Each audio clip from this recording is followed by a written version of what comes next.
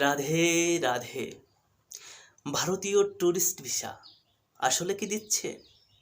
এমন সঠিক তথ্য জানার জন্য অনেকেই ইউটিউবে এসে সার্চ করছেন যে আজকে ট্যুরিস্ট ভিসার খবর কী। এমন সঠিক তথ্য জানার জন্য অবশ্যই চ্যানেলটি সাবস্ক্রাইব করে পাশে থাকবেন, কমেন্ট করে জানাবেন। তো গত রবিবারে ভারত সরকার ট্যুরিস্ট ভিসা দিবে কি দিবে না এমন একটি সিদ্ধান্ত দিয়েছিল, কিন্তু সেটি দেননি। তবে হ্যাঁ, মেডিকেল ভিসা তারা আগের থেকে বাড়িয়েছে। তো আগামী রবিবারে কিন্তু ভারতের ছুটির দিন থাকে। এই দিনে ভারতীয় ভিসার আপডেট তারা জানান। তো মেডিকেল ভিসা বাড়ানোর সম্ভাবনা আগের থেকেও বেশি রয়েছে। ট্যুরিস্ট ভিসা দিবে কি দিবে না রবিবারে, দিতে পারে নাও দিতে পারে। তো দেখেন, অনেক ইউটিউবার রয়েছে যারা বলছে, প্রচার করছে যে ট্যুরিস্ট ভিসা দিচ্ছে।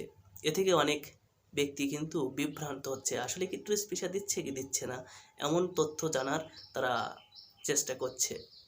অনেকেই রয়েছেন যারা ভারতের বিভিন্ন তীর্থধাম ভ্রমণ করতে চান, বিভিন্ন জায়গায় ভ্রমণ করতে চান, তারা কিন্তু ট্যুরিস্ট ভিসা করতে পারছে না।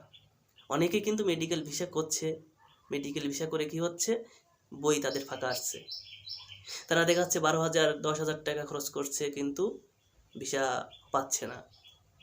তো যাদের ফাঁকা আসছে তাদের সমস্যা হচ্ছে, তারা কিন্তু মেডিকেল যে নথিপত্র সেগুলো কিন্তু সঠিক নাই। সঠিক তথ্য প্রমাণ না হলে কিন্তু মেডিকেল ভিসা পাওয়া যায় না, শুধু শুধু অর্থ ব্যয়। তো কিছুদিন পূর্বে আমার এক নিয়ারেস্ট 20,000 টাকা খরচ করে মেডিকেল ভিসা অবশেষে তিনি পেয়েছেন। যদিও তার মেডিকেল কাগজপত্র সঠিক ছিল, এজন্য পেয়েছে। তো দেখা যাচ্ছে অনেকে কি করছে, যে ভ্রমণ করতে যেতে চান, কিন্তু ভ্রমণ করতে যাওয়ার কথা তার রয়েছে, কিন্তু সে মেডিকেল ভিসা করছে। এ থেকে কিন্তু তিনি কোনো মতেই ভিসা পাচ্ছে না। তো অনেকেই আগ্রাসী হয়েছেন যে আগামী কার্তিক দামোদর মাস রয়েছে, শ্রীধাম বৃন্দাবনে যাবেন তারা, 1 মাস যে তারা সময় কাটাবেন। তারা অনেকে চিন্তাভাবনা করছে যে মেডিকেল ভিসা করে তারা যাবেন। এ থেকে 12,000 টাকা 15,000 টাকা খরচ হবে। তো দেখা যাচ্ছে অনেক ক্ষেত্রে এগুলো কিন্তু তারা মেডিকেল ভিসা নাও পেতে পারেন, কারণ তাদের কিন্তু সঠিকভাবে মেডিকেল কাগজপত্র তারা সঠিকভাবে অনেক সময় করতে পারবেন না। কারণ সঠিক তথ্য না হলে কিন্তু মেডিকেল ভিসা অ্যালাউ হয় না। এজন্য আপনারা যে কাজটি করবেন ভেবে চিন্তে করবেন। অনেক অর্থ ব্যয় করে যদি মেডিকেল ভিসা না হয়, তখন কিন্তু আপনাকে পস্তাতে হবে। তো দেখেন, ট্যুরিস্ট ভিসা কবে দিবে কি দিবে না, এটা হচ্ছে দেশের পরিবেশ পরিস্থিতির উপর নির্ভরশীল। যেহেতু বাংলাদেশের পরিবেশ পরিস্থিতি কোন অবস্থায় রয়েছে দেখেন, আপনারা বুঝতেই পারছেন, বাংলাদেশে অস্থায়ী সরকার রয়েছে।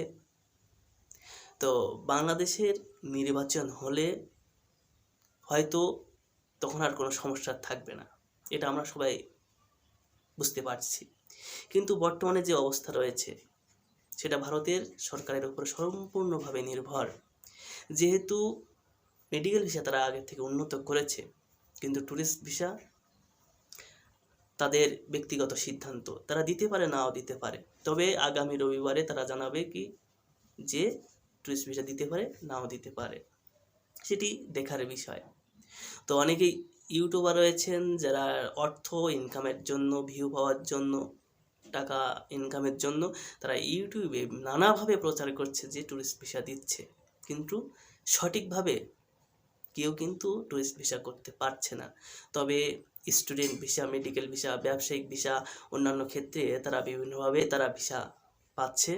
কিন্তু ট্যুরিস্ট ভিসা দিবে কি দিবে না সময়ের অপেক্ষা মাত্র, সময়ের অপেক্ষা করুন, ধৈর্য ধরুন। তো যারা যারা তীর্থধাম ভ্রমণ করতে যেতে চান, শ্রীধাম বৃন্দাবনে যেতে চান, তারা পারছেন না। দেখছেন যে এখনও 2 মাস রয়েছে, ভাবছেন যে কার্তিক দামোদর মাসের পূর্বে এখনও 2 মাস রয়েছে, এই মাসের পূর্বে কি আমরা ট্যুরিস্ট ভিসা পেতে পারি? যদি পাই তাহলে তাড়াহুড়ো করে তারা ভিসা করতে চেষ্টা করবেন। তো সেই মানুষের মধ্যে আমিও একজন। অনেক দিন ধরে অপেক্ষা করছি যে কবে ট্যুরিস্ট ভিসা পাবো, কিন্তু এখনও পর্যন্ত করতে পারলাম না। সঠিক সিদ্ধান্ত না জেনে আমি কিন্তু সেই ভিসাটা আবেদন করতে পারবো না। তো আপনাদের একটা রিকোয়েস্ট করব যে আপনিও সময়ের অপেক্ষা করুন। সঠিক সময় আসলে ভারত সরকার ট্যুরিস্ট ভিসা দিবে, তখনই আপনি ট্যুরিস্ট ভিসা করতে পারবেন সঠিকভাবে। এখন কিন্তু আপনি যদি কোনো ইউটিউবারের মন্তব্য শুনে আপনি আপনার অর্থকে ব্যয় করেন, তাহলে কিন্তু আপনাকে পস্তাতে হবে। এজন্য সময়ের অপেক্ষা করুন, কবে সেই শুভ সময়টি আসে সেই অপেক্ষায় থাকুন। জয় শ্রী রাধে।